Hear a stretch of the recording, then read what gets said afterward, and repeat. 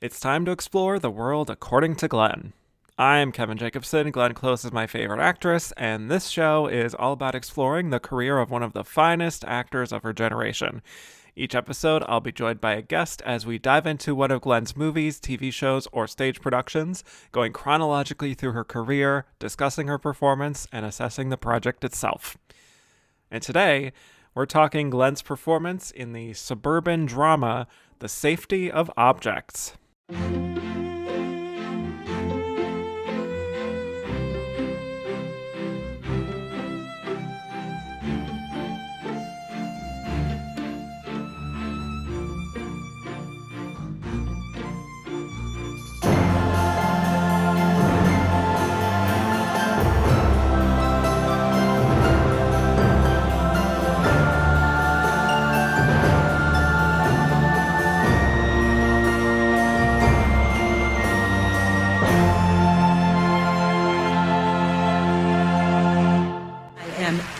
Time nominee Glenn Close, motherfuckers.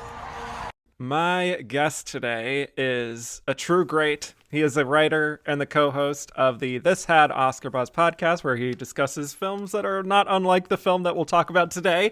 He has also joined me for episodes of my Best Actor series, where we talked 1959 and 1995. He's been on bonus episodes. Joining this show for the first time, welcome, Chris Feil. I'm finally here. I'm so happy. Yep. I feel like in our conversations about the show, first of all, thank you for having me. Of so course. Happy to be here. Always fun to chat. Happy to spend time with a friend. Any time we've had a conversation about coming on the show, I'm like, but really, put me on something random.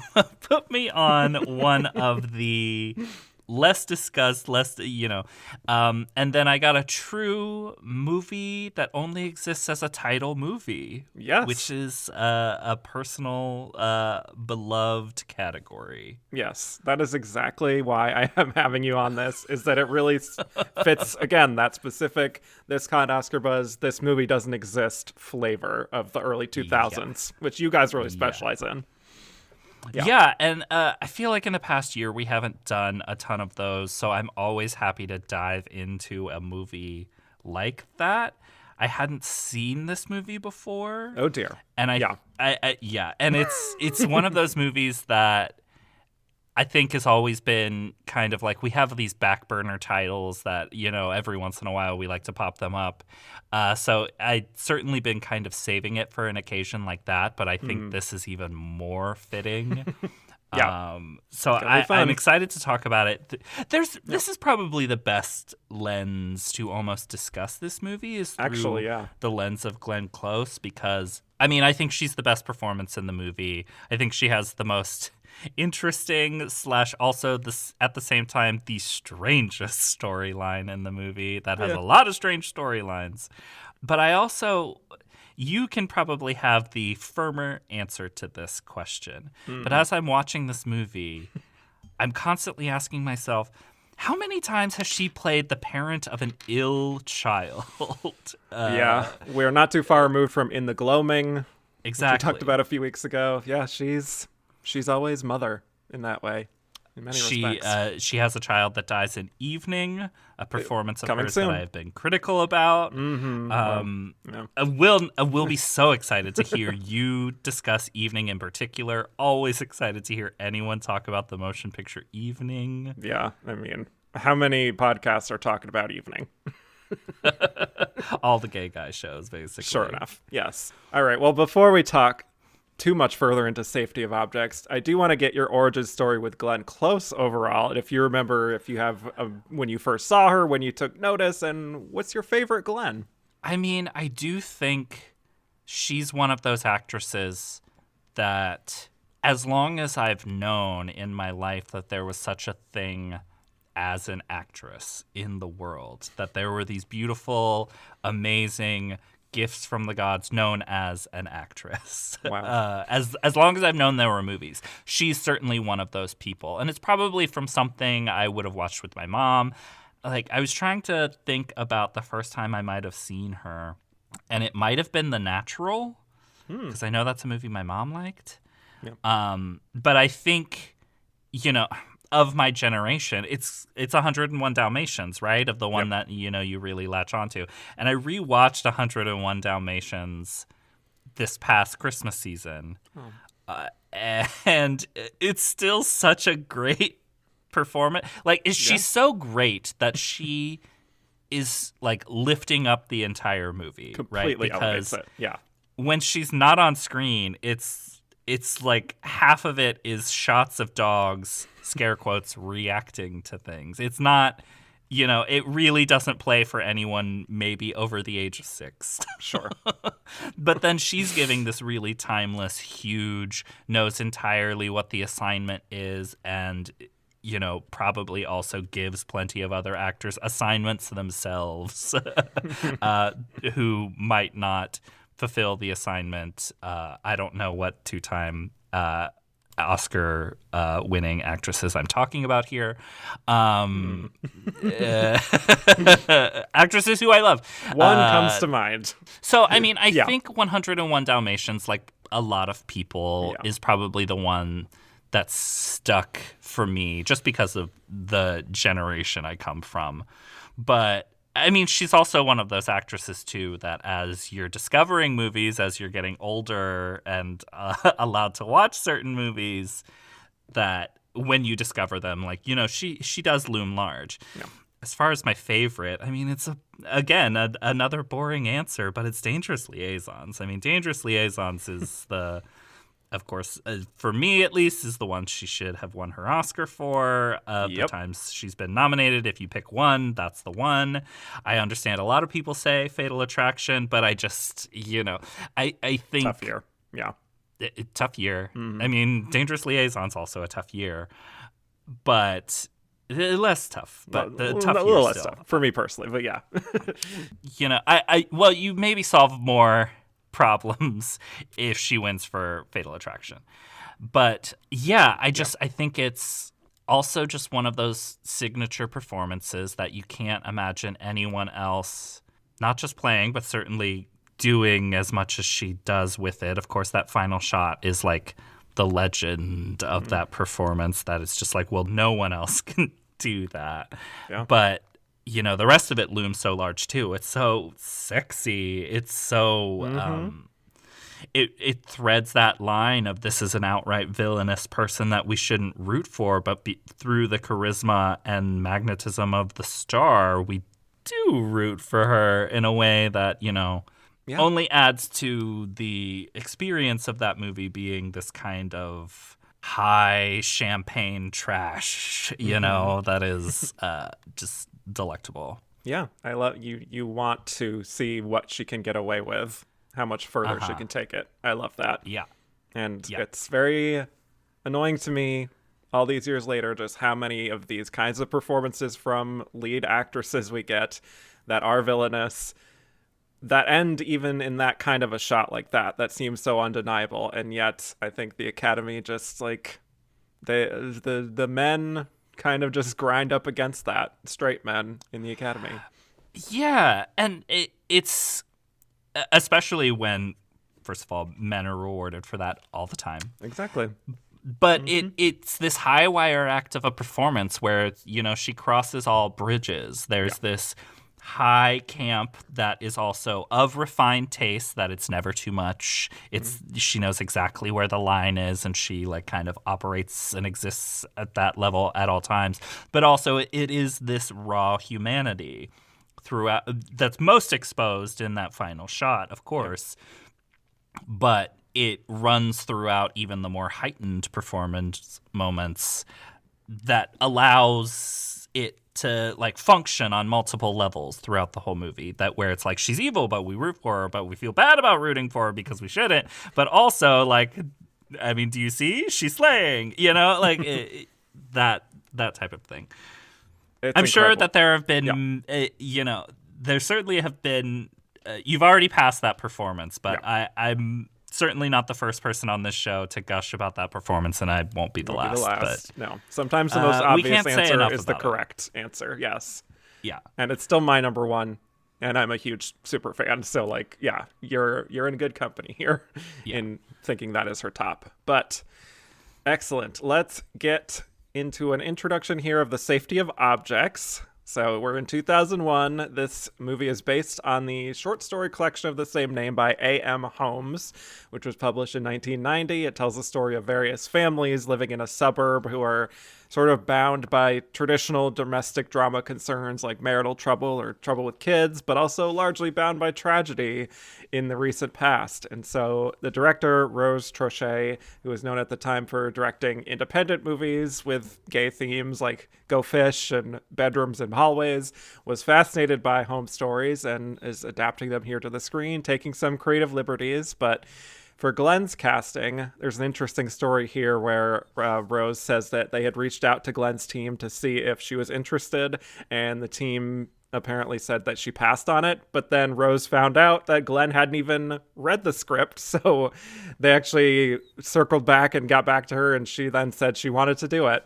You know, quite a few stories of similar situations with agents in power being gatekeepers to their clients without them knowing about it. And we hear this all the time, Yes. too, because, like, remember when Elle came out and, you know, they trot out the list of all of the people who turned it down, and Nicole Kidman was on the list, and she's like, yeah, I don't think that ever actually got to me. I think someone said no on my behalf because I would have said yes to that movie. Yeah, same with, like, Charlize Theron and Mad Max Fury Road. Like, there's so many of, like, iconic, yeah.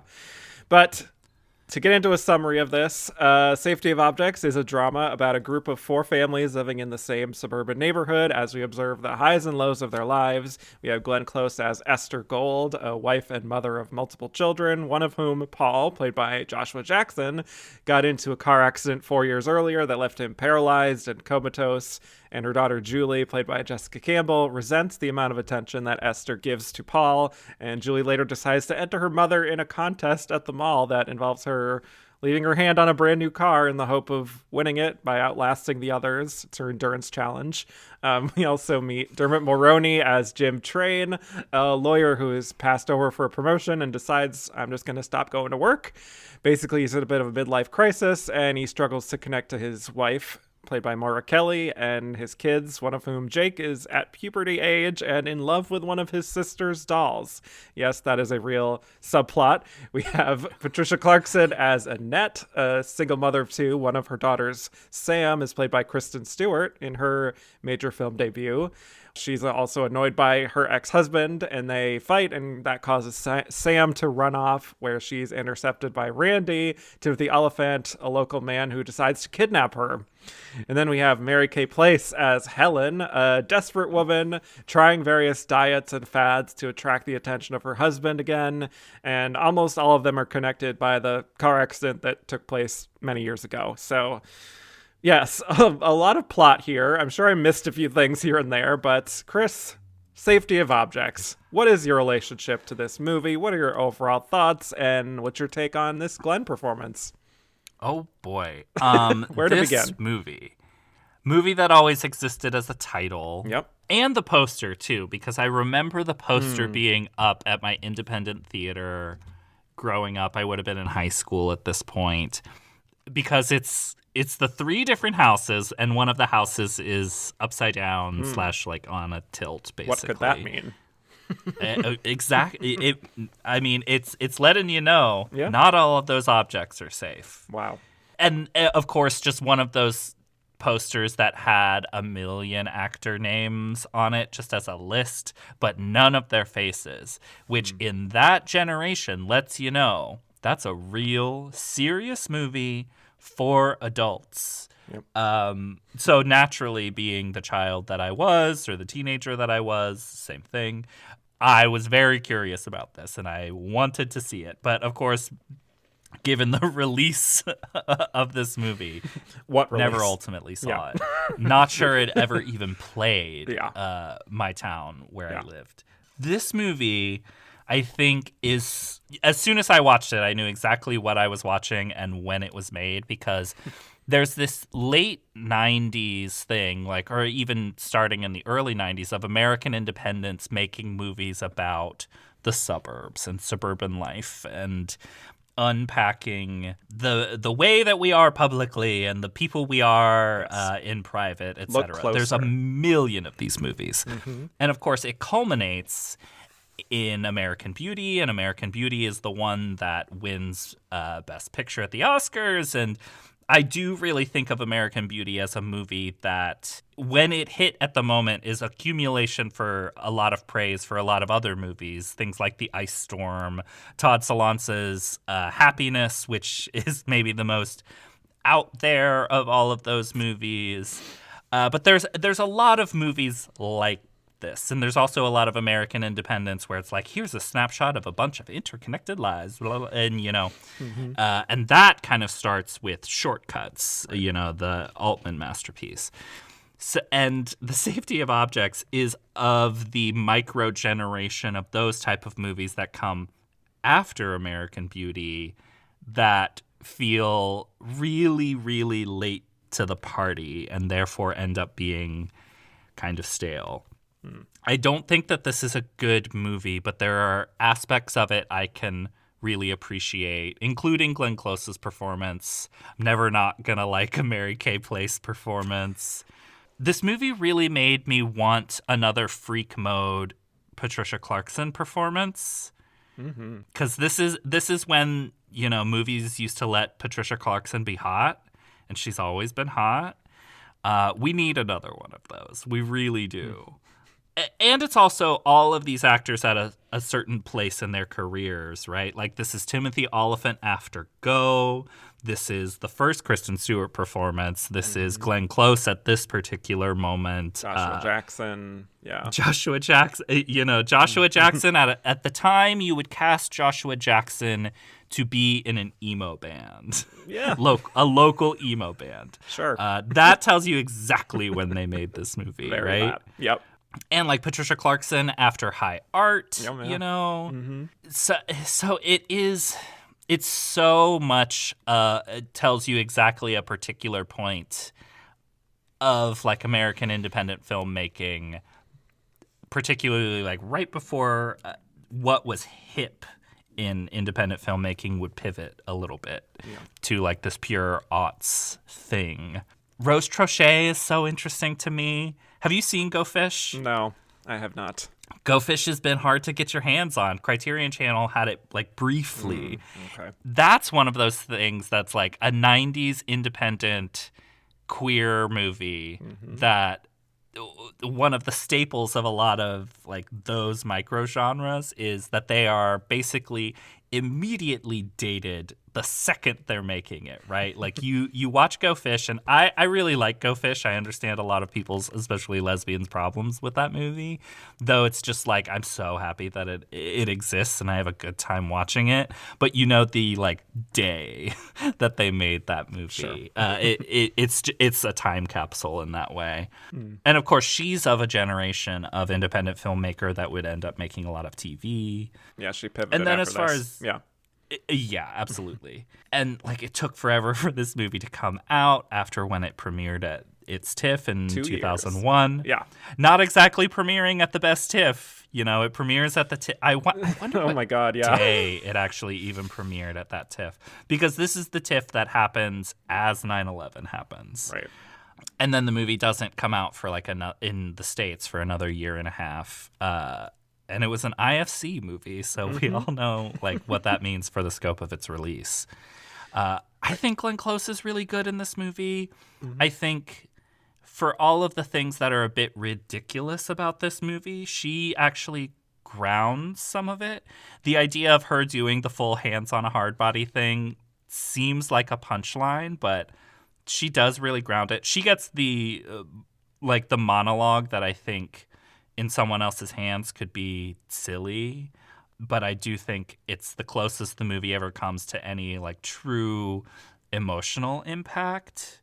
Yeah. And this is after she's already lost the contest, and it's her speaking to Dermot Mulroney about how if you ever have a wish for your children, you need to be specific about what that wish is. And basically what she's saying is, she wished for her child to survive that car accident, and then this is the reality that her child is stuck with, in this coma. Yeah. And it's one of those things that on the page could just go south so quickly, but I actually think she does it in this understated way that allows what she's saying to actually resonate rather than be this model and gloopy thing. Right. And like Glenn Close is not usually the understated performer. So that I found surprising, particularly in this movie where a lot of what's happening is a bit silly. You think so? We'll get into it. Maybe just a few things. We'll unpack it. Yeah. I agree with so many of your points there. I will say this was my first time watching, and it was a bit of a confounding experience at times, which most of it I would actually chalk up to the editing. I think we're juggling a lot of storylines here, and I get what Rose has actually said about this, which is that she didn't just want it to be like vignette after vignette, sort of like the movie I talked about recently, actually. Things you could tell just by looking at her, had that structure. Another totally normal movie. And she kind of wanted everything to intersect all at once in a way to give us this kind of collective experience of what these people are going through. I just think it gets a little muddled at times, and because there are so many stories being told, it does start to feel like the classic case of everyone outside of maybe Glenn Close and Dermot Mulroney kind of get short shrift material-wise. No, I completely agree with that because it almost feels extremely vignette-y in that way because there's no real long scenes in the movie. It's all these like small snapshots, and I think where the problem comes in is she makes a mystery out of the car crash, kind of. Like we don't know what happened, and we get pieces along the way, and it ultimately becomes confusing because we can't always tell when a flashback is a flashback. And the flashbacks are especially short, where it's like 10 seconds of something. So we also never really get a handle of not only whose story we're supposed to focus on, but where we're supposed to be in this timeline. Yeah. Or why we're even withholding the information of the circumstances of this crash. Right. Like, I think it creates even more distance between the audience understanding Glenn Close's daughter, who's also the actress from Election, Tammy Metzler. She plays Tammy Metzler in Election. Unfortunately, I forget her name right now. She retired from acting, and I think has since passed away. Jessica Campbell? Is that what you're Jessica thinking of? Campbell. Yeah. What a distinct performance from Election. We'll never forget that performance. But it's like it makes her character arc weird because she has this weird feeling of guilt over the car crash that we never really realize is there until late. So it's like I don't maybe understand the flashback necessity here. Yeah, I just don't think it's informative to keep that from the audience till the end as a reveal. Yeah.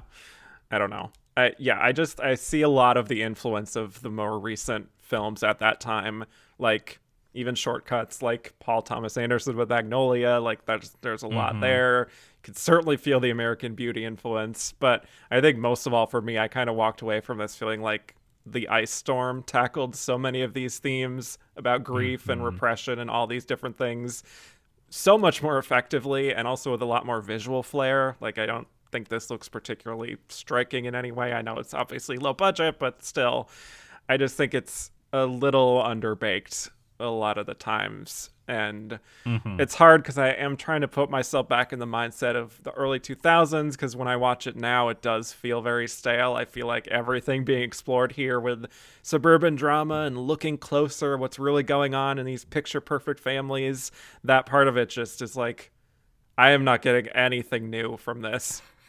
Even probably actually even at that time, I wouldn't have gotten anything new if I'm like actively watching similar movies to this.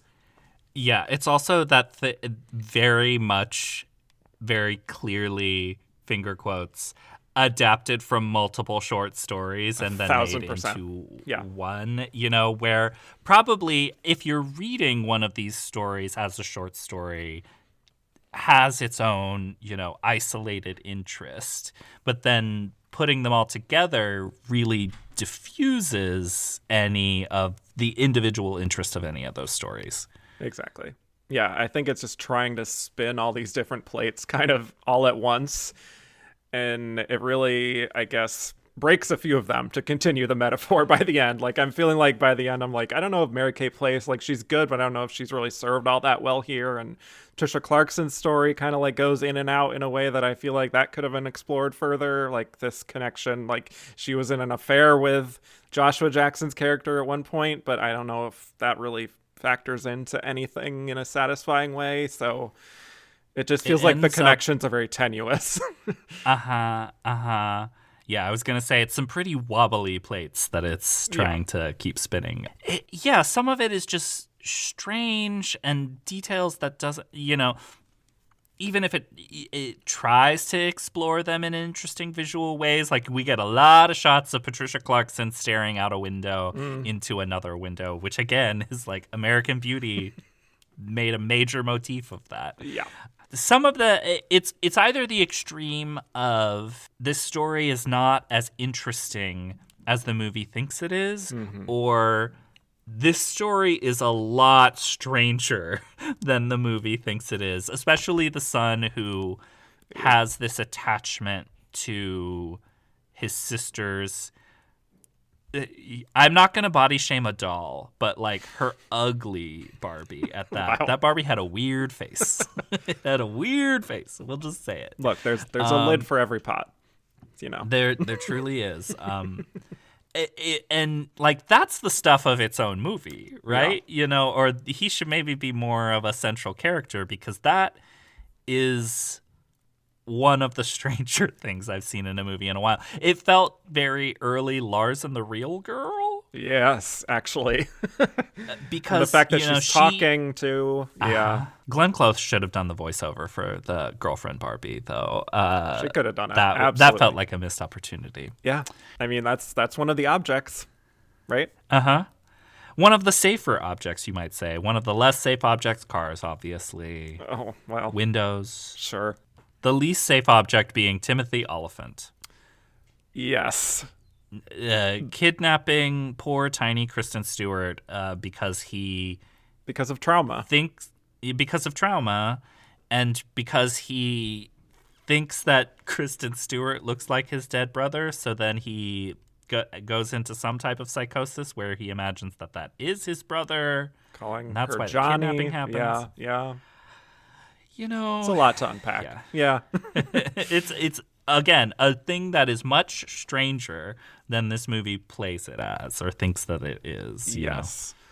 I did very quickly want to read a quote from Rose in what she said about the title, which I think is informing kind of what she's trying to go for here. She said, "To me, the title's about the things we put between ourselves and people, how we surround ourselves with things instead of looking for human contact to comfort us.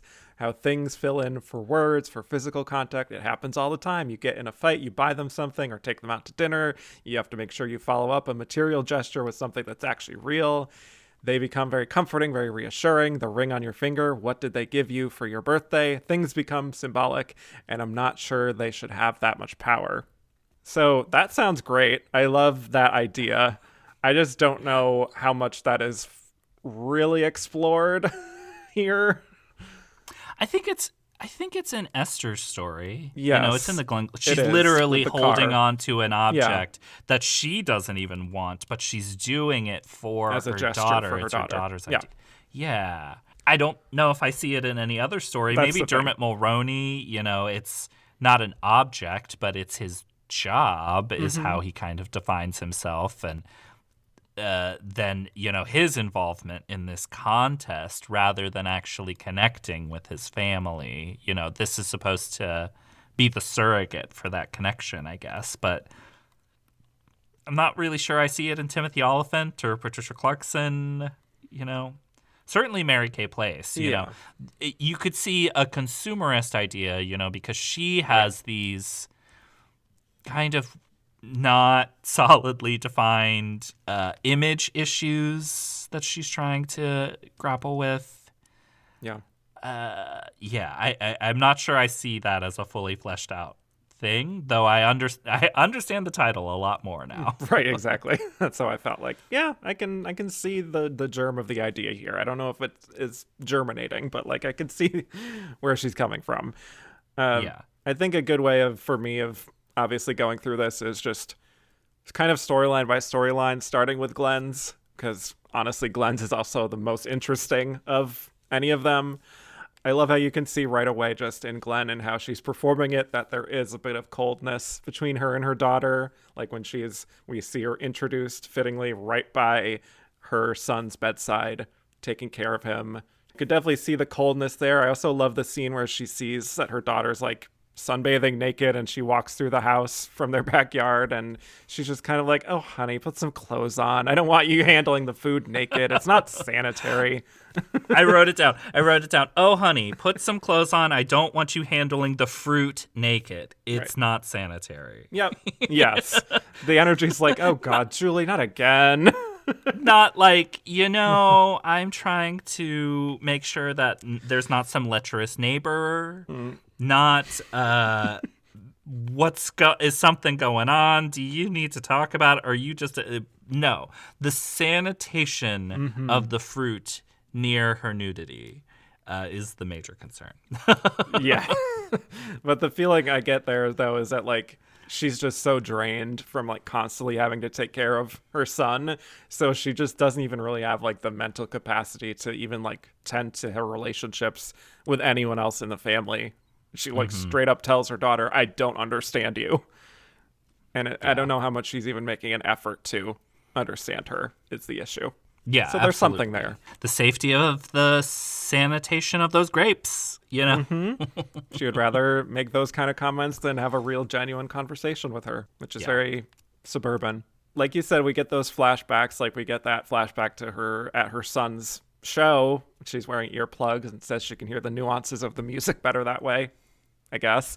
And her hair is longer, helping us know what timeline we're in. Yes. And she's also like so comfortable with him, especially compared to Julie, the way she bends over backwards and is like, I can take your equipment backstage for you and you don't have to worry about it. All these different things.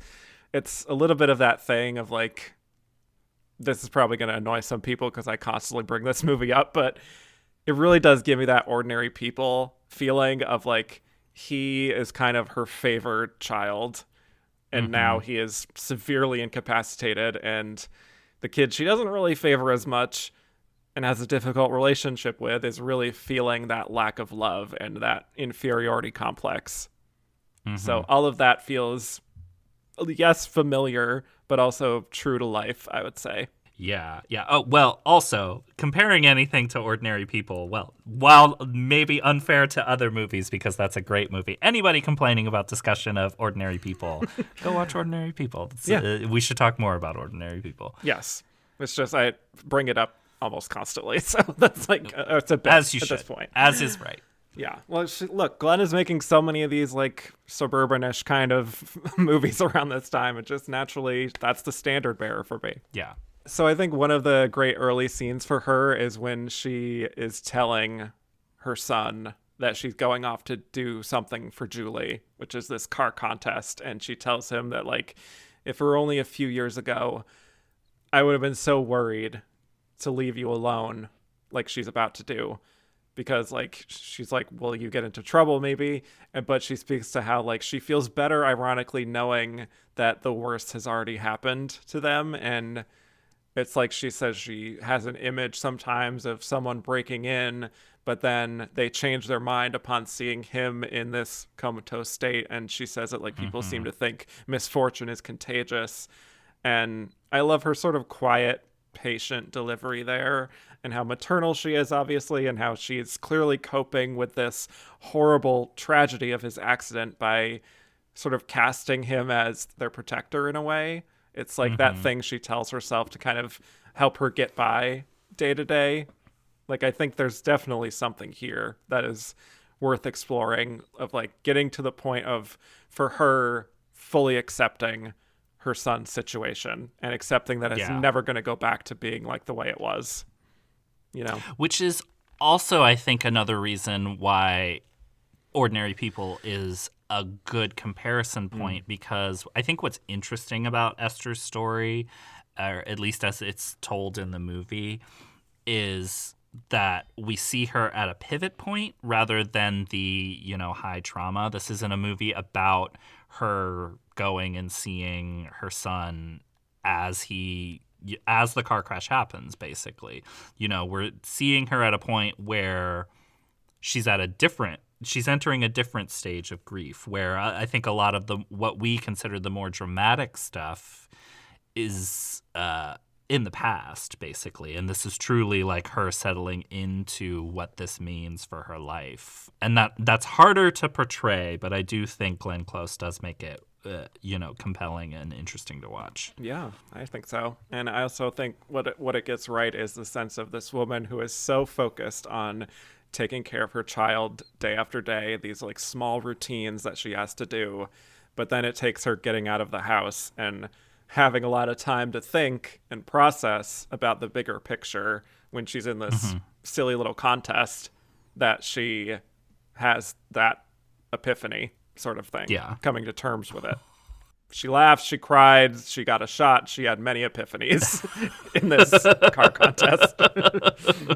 And she almost wins an immunity idol. Yeah, so close. I was rooting for her. I was like, Kevin is probably also thinking that this is 1000%. a Survivor immunity challenge. Yeah, it's like hands on a hard Watching idol, this. hands on a hard body. Yeah. Exactly. I bet Glenn would do better with something where she has to hold up her own body weight with her arms and her feet on increasingly small notches. Absolutely. She might have won that one. Yeah, it did make me think, how would Glenn fare on Survivor? Should we have that discussion? She would do very well. Yeah. To the extent that anyone who is over the age of like 27 cannot get very far in Survivor anymore, I still think she would do very well. Yeah, she gives me a feeling of like a Denise Stapley type who's just like kind of a tough older broad kind of thing who can still hang in. I mean, I know that this is not a comparison that says that she would win, but I'm getting Sari. Okay, even better. I think she could navigate social dynamics very well. Yeah. The hands on a hard body thing is a weird 90s, early aughts trend thing that, like, if any listeners who did not live through that time watched this movie and were like, what? With this mall contest of people just, like, holding their hands on a car to see who could do it the longest, please know. We did this. We actually did this as a culture, and it was a thing. Yeah. And like Hands on a Hard Body is like the tagline for it. That was a documentary. They adapted a flop musical, also called Hands on a Hard Body. But yeah, it's fun. I love it. It was real. Yeah. I remember very specifically, like, there was a take on that, on like All That. I know that's like a sense memory, just remembering that, but yeah. I mean, All That takes me back. I don't remember that skit specifically, but I totally believe you that it's something they would have made fun of on All That. Yeah. And so also we have Dermot Mulroney, his character, coming around and wants to help her for reasons that are kind of unclear to her and also kind of to the audience for a while. I don't know if I missed something about like how he really gets involved with this. Question mark? Yeah. Well, and he gets involved through the daughter, through Jessica Campbell's character, in a way that where it's unclear, like, should we feel like he's creepy? But then he gets involved with Glenn Close, which kind of tells us, no, he's not really creepy. And, very undefined. But, like, we know that he's somewhat at sea. So, yes, it is for reasons. And it's because he doesn't know what to do, when the obvious thing is, well, tell your family you lost your job and try to reconnect with them and then maybe try to get another job, but that, sure, it makes sense that it's for reasons, but then we as an audience need a better reason. I would say so. Then he's just going through it. Yeah, really a lot of these, I mean, it's obviously very obvious to just say it rather than do it, but most of these situations can be resolved by just an honest, difficult conversation with your family. Mm-hmm. But she gets to the point of, when she's in the car contest, kind of like thinking out loud about all these different things about like, oh, maybe life is just kind of random and like these things just sort of happen. There are no rules, as she says out loud, to which some guy in the contest is like, of course there's rules, which is a good bit because he's like thinking she's talking about the contest. But I think, like I said, it makes sense that she's kind of like, once she is finally able to settle her mind into a kind of serenity or whatever, that she's in this contest, not constantly focused on parenting, that she would have this sort of feeling of like, what do I actually think is the grand design of life and whatnot? Like, you do kind of enter that fugue state after you've been in that kind of situation. She's standing for 71 hours. Yeah.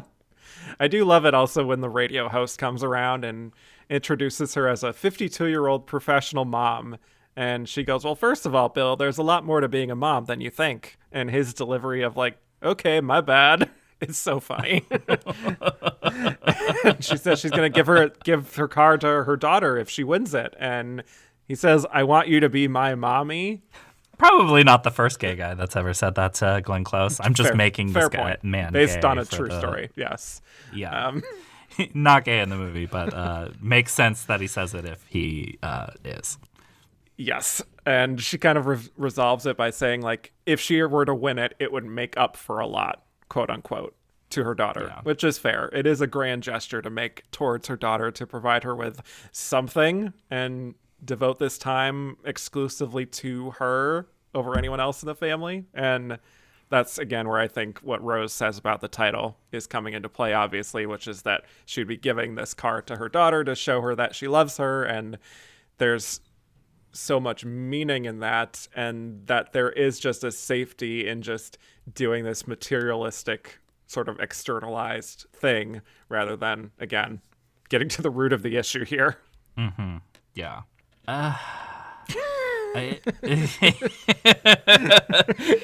It's that quote from Rose Trochet makes it sound more interesting than it ultimately is in actuality, because like you explain it and how it functions in this movie, and we're both just like, yeah, you can't really explore much further than that. That's just it's kind of on the surface. Yeah. And then when you add it to the fact of, it's doing that in a genre or a micro genre that is, running a little bit on fumes already at this point, where it's material that we feel like we've done it before. Right. It ends up not being the most interesting thing in the world. Yeah. And you mentioned earlier, too, though, what I think is the best scene for her overall, maybe even the best one in the movie, is when she finally collapses.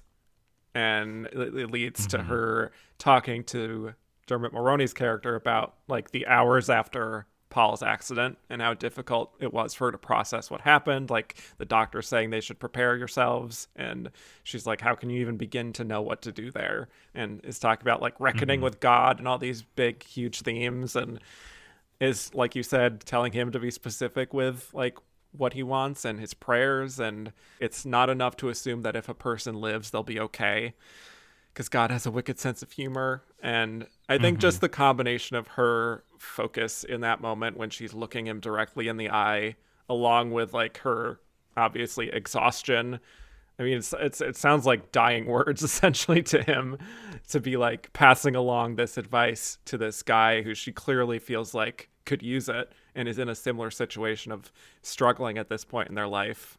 Yeah, and it's effective for its understatedness, and just where it's positioned in the story. If there's going to be the big monologue, it should be with Esther. It should be with your actress who's good at a monologue, famously.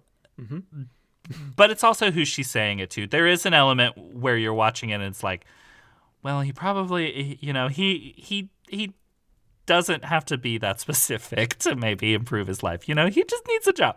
Yeah, he needs, if it's about his children, maybe have my son be romantically enamored of people, not an object. An object that is nevertheless very safe. But, it does still work very well. It's one of the few moments in the movie that I think everything that's supposed to click into place actually does click into place. I would say so. Yeah. And eventually she does sadly lose because she loses focus. And then that's when Jim finally snaps. And we see, I think in that moment, a little bit of how his story connects to hers. The anger that he just like immediately projects is being like, hey, like this lady committed all that time to like advertising for your little radio show. And it's like sort of just how he is feeling about his law firm and how he was passed over despite, you know, putting in all the hard work or whatever. So like there's that tenuous connection there, I suppose, that explains why he randomly attached himself to this. I don't know. I think he's good in this, Dermot, as well. I would say he's, just based on material-wise, he gets the second most to do. But yeah, definitely. Which is interesting for a man in these type of movies. Like, especially, you know, you show up to this and it's like, oh, yeah, I want to see, like, whatever Patty Clarkson's doing. Yes. I want to hang out with... Yeah, Glenn Close and Mary Kay Place. Yes, please. The movie does end... though, you know, later it ascends into the heavens and whatever. It is a movie that ends with Patricia Clarkson and Glenn Close holding hands, which I can't imagine, you know, something I want more than that. Yeah, I gotta say, I saw that screenshot of that particular image of the two of them just kind of smiling, and it's just kind of this nice bright image of the two of them, and I'm like, that is not the movie I got. Like, that was not the best image to go into this remembering, but it wrote a check that it did not cash, that it could not cash. No.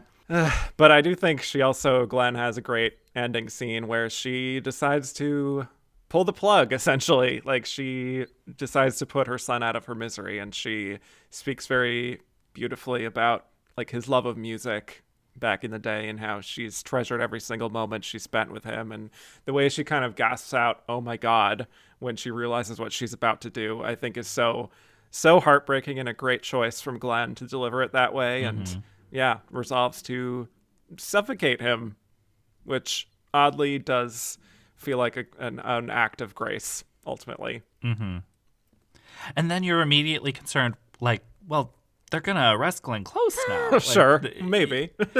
But that's not the movie reality that we get. But, you know, yes, goes out on a moment of grace for this character. That there's a soapiness to a lot of these stories that feel soapier than is probably intended. But I do think that Esther's story avoids that, you know, and that's partly the grace of the performance, and it's partly, you know, I think it's just the movie knows that she's the like A story, whereas this movie has a lot of B and C stories, and it's just it clearly, you know, knows that that's where we need to focus, and it you know, pulls it off with a little bit more taste than some of the other stories. Yes, elevating it, I would say, through her performance. And to that point, actually, getting some major Desperate Housewives from this movie. Like, you don't say. You know, we got juggling a lot of storylines. We got the weird shit going on with the boy and the doll. That's like you know, we got a kidnapping. Like, all of these things feel like things we could see in we got an average some episode. milfery. Sure. Yeah, we've got Dermot Mulroney with his shirt off, with a shirt on his head. Seems plausible you could see that in a Desperate Housewives, you know. Mary Kay Place getting Randy, and her husband's like, you don't do that. That like blah blah blah. That like yeah. What do we're we supposed think, to what do you imply think she did? that like what did she do? Yeah, because we don't know. We don't just know the husband's reaction he to seems being unnerved. like, yeah, you did something filthy, and that's not something you do. And like that scene, like this is not how the movie made me feel, but I was like, no, that husband's an asshole. Yeah, that's your wife and she loves you. Like, you can't be like, you can't do that, that's whorish or whatever. Right. Like, to your wife, like, my guy, like, this is supposed to be an extension of her, like, I mean, I guess maybe it could also be he is part of the problem of her body image issues, right? Like she can't just have an expression of love for her husband. He has to like put her in a box of like, no, that's like a slutty thing to do or something. But I don't really get the vibe of that from that scene, that it's more so just like we're supposed to believe she debased herself in some way by like giving a blowjob, you know. Yeah, I didn't buy for a second that it was something really out of place, like something that like she did something super scandalous. It seemed like entry level sexual activity for a married couple. You know, that was one of the stranger scenes in the movie. Yeah, she went a little beyond missionary, and that was a little right. That was a little too far. Yeah. She threw the sheet off so that like, you know, everything was visible or something. You know, right? Who knows? Right. Again, I just don't think that storyline really is fleshed out as much as it could have been. I don't really see the purpose. Not that there needs to be like an exact connecting thread of like red lines on a corkboard for all of it to fall into place, but I don't know. It's unfortunately very clear that Mary Kay Place is the C story in this movie. You know, she's the lowest priority. Certainly well cast. Like, she gives it her Mary Kay Place-isms. That's fun. And by the way, not that they intersect much, but it is a nice reunion with her and Glenn from The Big Chill. Yes, absolutely. Wish they could have done more. Yeah, they don't.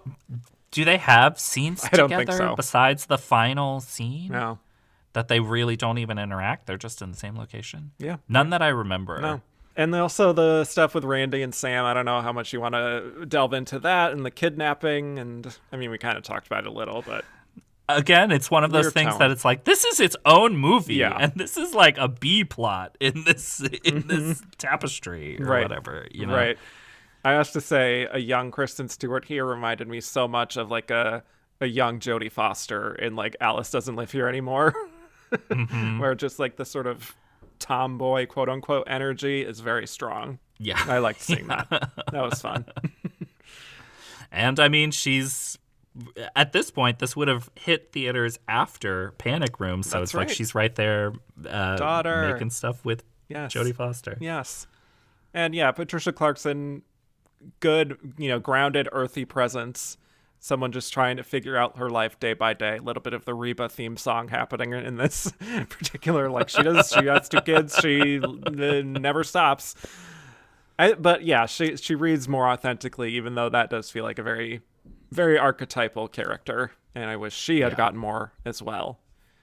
And yeah, do we have any other stray observations on this? I know it's kind of all over the place, this discussion, but it's hard to know how to have a proper through line with this film. Well, I guess I was a little... I don't want to dunk on Trochet. Okay. But I do think I was a little disappointed. I think going into this movie, I kind of expected a little bit more of a queer perspective on... you know, these characters, you know, a stronger vantage point that we were observing them from. So that felt like a little bit of a missed opportunity. But other than that, yeah, kind of got what I expected out of this. Yeah.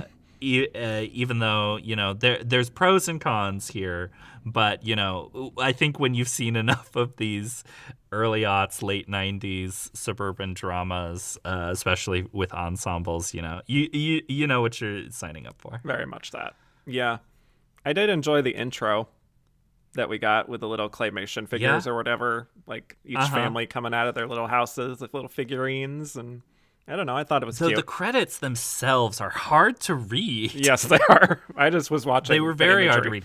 Yeah. Yeah, because it blends into the imagery so well, and it's just like, it's snappy. It's like just throwing those names out that, you know, if you blink and you miss it. Yeah, it's a movie that gives you, like you said, exactly what is kind of on the tin, and doesn't really reveal anything beyond what we already know. So it's a fine watch, I would say, but Glenn is delivering here. I think if she were not here, I think I would be a lot more negative on this movie, quite frankly. Yeah. She's definitely elevating the material whenever she's on screen. and you know, even with people I think of her caliber alongside her, I don't think that they're really given the space to do what she does in this movie. No. So in that regard, it definitely, I think, speaks well of her abilities. Not that she needs this movie to do so, but Right. Reaffirming. Yep. Well, on that note, we can talk about the release of this movie. So like we have said, it first premiered at the Toronto International Film Festival in September 2001. So, yeah. not a lot going on at that time. Slow month, yes. Yeah. And yeah, as an independent film, also, it didn't have set distribution until eventually IFC Films picked it up. It would continue to play at festivals, including AFI Fest, through 2002, before they finally released it in U.S. theaters on March 7th, 2003. But it was very limited. The highest theater count it got to was 43. And it was not a strong per theater average by any means. So it peaked at number 44 at the box office in its opening weekend. Fun fact, though, if you want a sort of snapshot of the other new releases that weekend, we also had Irreversible. Chill, normal, fun time at the movies. Yeah, definitely Safety not, of Objects, dark Irreversible. and What should we upsetting. see this weekend? Nowhere in Africa, which was on its way to winning the foreign language film Oscar. Laurel Canyon. And then Good movie. Yeah. And then the two big debuts opening wide were Tears of the Sun, and number one was Bringing Down the House. So, Oh, boy. baby. Yes. Bringing Down the House made so much money. Oh, I yeah. remember. It was Wasn't that opening like $40 million? Yeah. Or was it like 25? It's so crazy. Yeah. Queen Latifah movie star. Yep. She is a movie Keep star, saying absolutely. it. Yeah. And so in total, the Safety of Objects made about $320,000 at the domestic box office. So It's- really came and went. it's- Yep. When you consider the context, $300,000, this is a lot of money for this movie. Sure. Yeah. And critics were mixed on it, feeling like it was exactly what we said, too similar to other movies that, like American Beauty, that had come out recently, but just not as effective as exploring its themes. And awards-wise, Patricia Clarkson had a great year in 2003, so she won a special award from the San Diego Film Critics, honoring her work in The Station Agent, Pieces of April, All the Real Girls, and The Safety of Objects. So, good for her. I don't know how much The Safety of Objects was really part of what was being honored there, but it was technically released that year as well. Right. It's where that group is like, are we being an asshole if we don't include this movie? Let's just do it and pretend that we mean this movie. Yes, there is safety in including The Safety of Objects. And Yes. the film itself was actually nominated by the Casting Society of America for Best Casting for an Independent Feature Film. I mean, not the wrong. I mean, they did cast some really Yeah, great people. past not and present in stars. roles that they're not suited future for, stars. But yeah. yep. And it actually lost that award to Secretary, in case you're curious. So, Okay. yeah. Lost to a movie that had significantly fewer roles to play, but But yes, any theories, I guess, beyond what we've already discussed about why we think the movie didn't really register with audiences or critics or awards, like anyone really? beyond what we've said, I mean, I guess to close the loop on this type of movie, by the time that this movie gets released, those movies stop becoming a thing too. So like by the time it's released, it truly is out of fashion. Yeah, and I don't know if that is crass to say, but people have talked about the scenario of pre and post 9/11 movies. Like people always say American Beauty is such a pre 9/11 movie, just in terms Absolutely. of priorities of like what we were focused on. Just kind of it's two different worlds by the time it was for us. being made, and then when it was released, it's just night and day. Yeah. At this point, you sit down to watch this movie in 2003 in a movie theater as it's coming out, and it's strange that these suburban nights aren't having a political conversation of any kind Yeah. in their home, while there's an actual war. Right, exactly. It also barely came out, like I said, in March, so it was Yeah. essentially buried.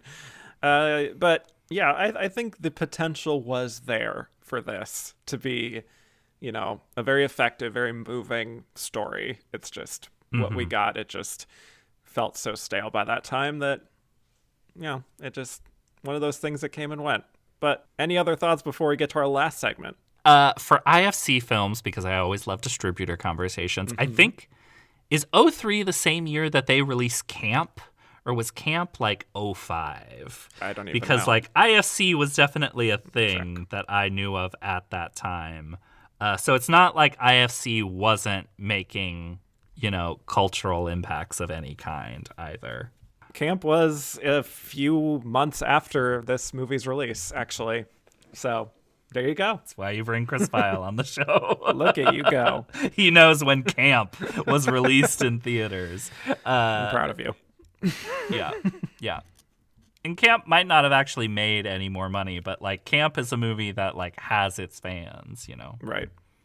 I mean, I'm just looking at the Wikipedia page of the list of IFC movies around that time, and to my point, in a way, the very next year around that time was Fahrenheit 9/11 for IFC films. So again, two different worlds.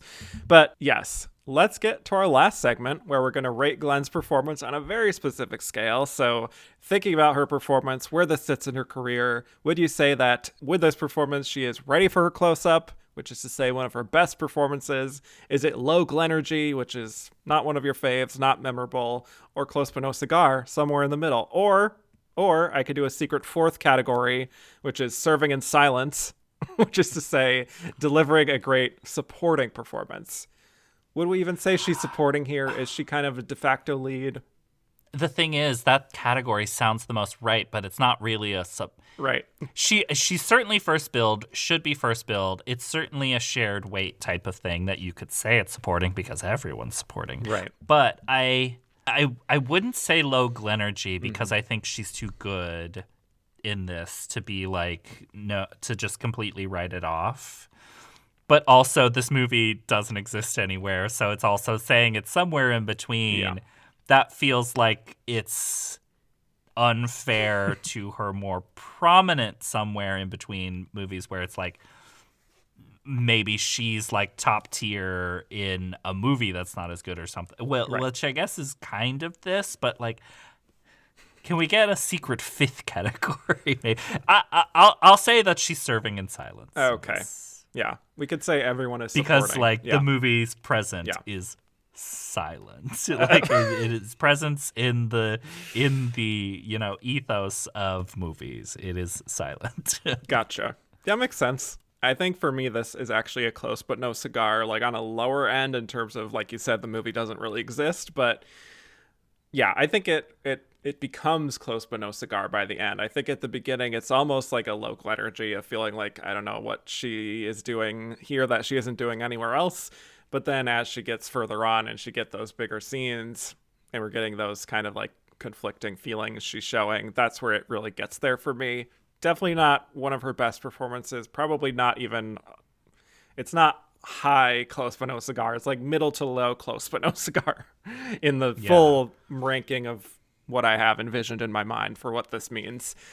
But yeah, this isn't really talked about in her filmography, and I think it should, for her performance only, be talked about more. Yeah, and just a symbol that like a movie that doesn't register at all, Right. she can still give a fully solid performance. Whereas like I wouldn't say it's low Glenergy because like there are performances of hers that I don't like. I mean, like the aforementioned Evening, but she's also someone who's worked so much, not everything hits. Right. And this falls in this like no man's land, but like is interesting in like the career of a performer that there's just these things that are just like kind of lost to time, but that there's still good work in there. Exactly. And that's what the show has kind of become as we are in this 2000s era of Glenn before. Because she had her big 90s and 80s. She is about to have Damages, and now she's just kind of trying to figure out what to do in between. But Yes, Chris, this was such a fun discussion of this movie that doesn't really exist, but I love that you're always down to clown for really any movie discussion. So this is my bread and butter. This is where I'm happily living, spending my time with these movies that everyone else has abandoned, and I will happily, give it my time. And then hang out with a friend and talk about it. Yeah. I was going to say probably the lowest profile movie we've ever discussed on a podcast. Yes, but you might have some that are coming up that might have even lower. But yeah. Who knows? Yes. But yes, thank you so much. Always a blast. And where can people find more of you and your work? Any of my writing that comes out, I'll have some stuff in the coming months that'll be fun. You'll see at my Blue Sky, Chris Feil, that's Feil. Same account on Letterboxd, and then come hang out with us on This Had Oscar Buzz. We just recorded, literally this morning, our Class of 2025 episode post-nominations. It's always kind of our biggest episode of the year, where we unpack everything that had some Oscar ambition and got 0 nominations. Can't imagine what movie we might have talked about this year. Mm-hmm. Yes. But also related to me, poor Wake Up Dead Man. I know. Yeah. Well, see, we talked about Glenn Close, and one of the frustrations I have many frustrations about how that movie went down this year, because I love that movie. I think it was the best of the franchise. Yeah, I agree. But the unfortunate thing which I ultimately don't think was not that.